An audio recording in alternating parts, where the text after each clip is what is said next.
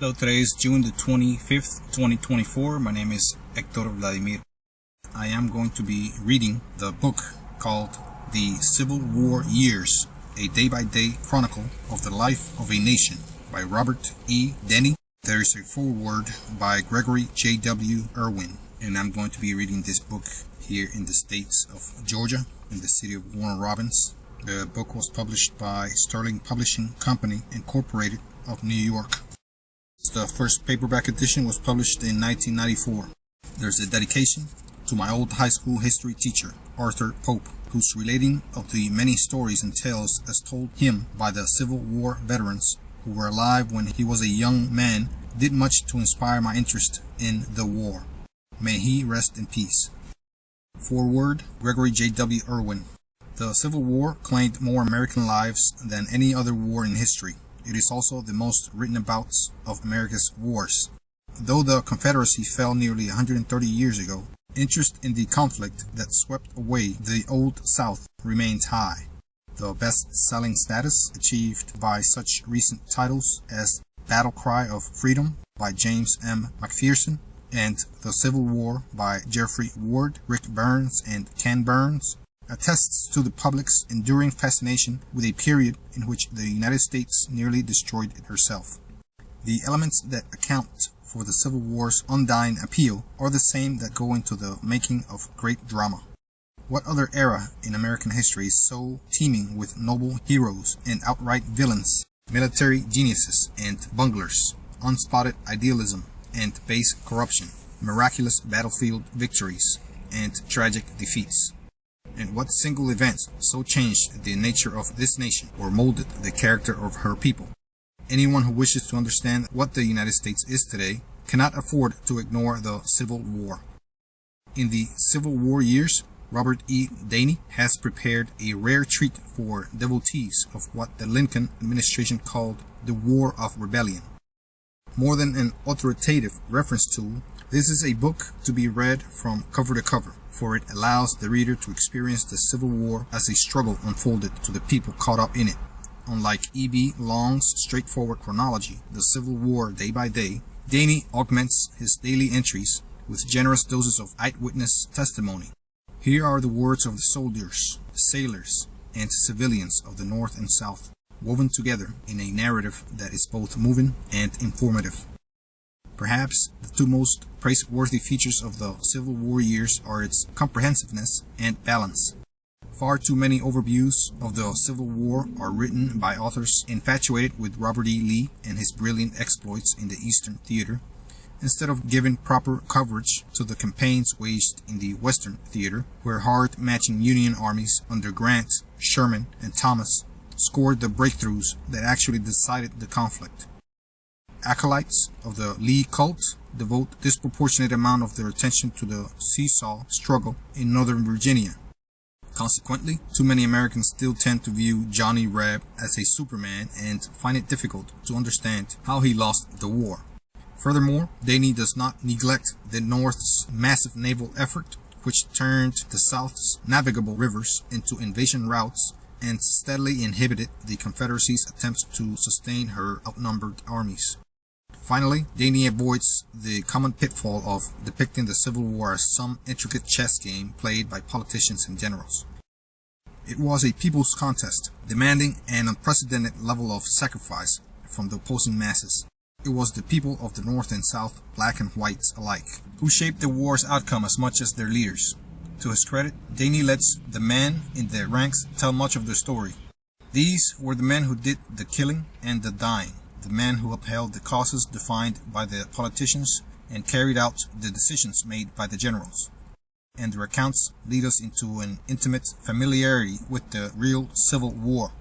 Denny acquired his sympathy for the lowly GIs of the Civil War, the Billy Yanks and the Johnny Rebs, through hard experience.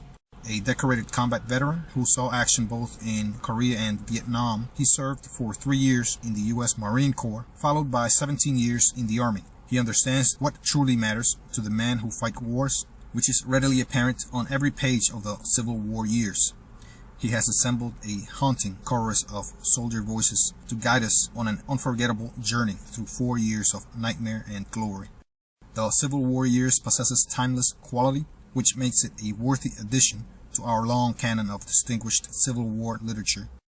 A work of this size and scope demands a considerable amount of a reader's time, but those who make that investment will reap tremendous dividends in both entertainment and increased insight. Prologue. The American Civil War has probably been written about more than any other war in history. During the actual conflict, many writers, diarists, and magazines contributed millions of words representing many man-hours of effort to the description of people, places, and events. Today, countless scholars and buffs write articles, pamphlets, and books explaining the most minute events of the war.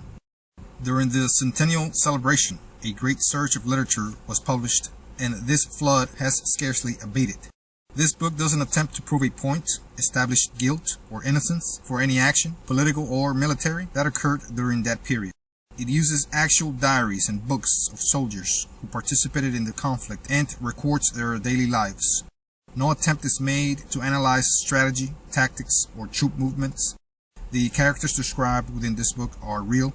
Every attempt has been made to breathe life into their stories by providing a perspective of the overall events of the war. The military forces at the beginning of the war. At the beginning of 1861, the United States Army and Navy were small indeed for so vast a country. The Army consisted of less than 16,000 officers and men. These were scattered over the entire country, with most of them in the West guarding settlers against Indians.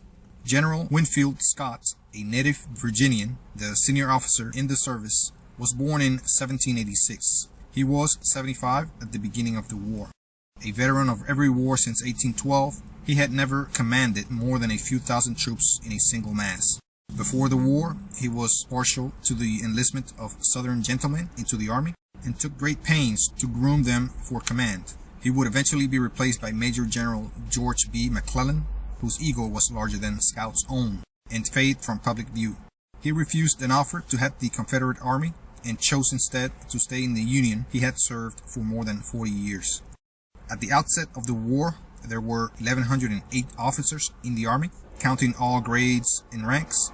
Of these, 387 either resigned to join the Confederacy or were dismissed for sympathy with the South.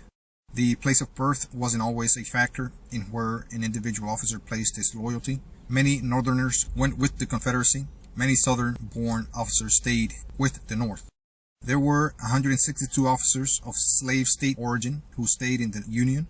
Of the 308 Army officers who listed their birthplaces within the 11 Confederate states, not counting the border states, 222 resigned in 1861, the remaining 86 staying with the Union. 81 Virginia-born officers resigned, 47 remained. From Tennessee, 18 resigned, 7 remained. 24 sons of North Carolina resigned, while 8 stayed with the Union, and 6 of 34 South Carolinians fought in Union Blue. Within the United States Navy, in December 1860, there were 1,554 officers present for duty. Of these, 373 went south. 157 of that number were dismissed for Southern sympathies. Much has been made of the resignation of the officers, and little is heard of the common soldier or sailor and his beliefs. In the service of 1861, there was little room for regional preferences among the enlisted personnel.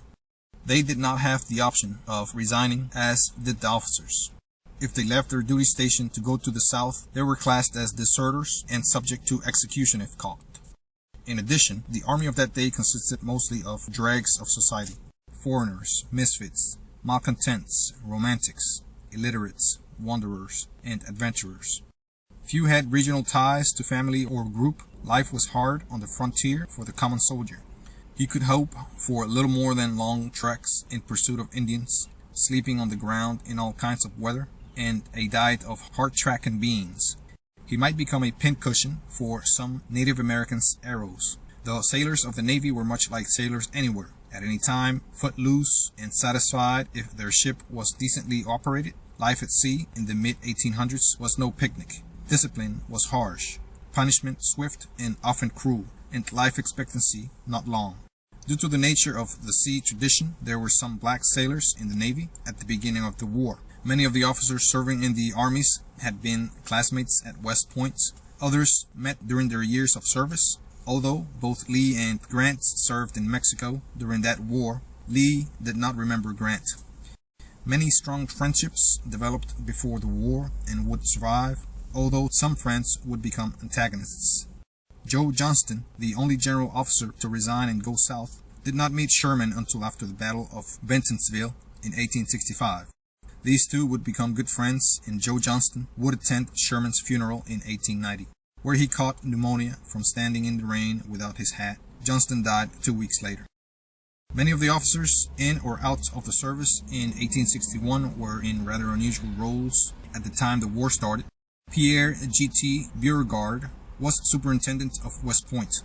William T. Sherman was head of a school in Baton Rouge, Louisiana, which later became Louisiana State University. McClellan was president of the Ohio and Mississippi Railroad in 1860. Grant was down on his luck after resigning in 1854, and he was rescued by the war. Joe Hooker was a farmer in California in 1861 after resigning from the Army in 1853. Stonewall Jackson was a professor of artillery and natural philosophy, an unusual combination, at Virginia Military Institute, VMI, after resigning his Army commission in 1851. Leonidas Polk resigned his commission soon after graduation and entered the Virginia Theological Seminary in Alexandria, Virginia. By 1860, he was a bishop at the Episcopal Church in Louisiana.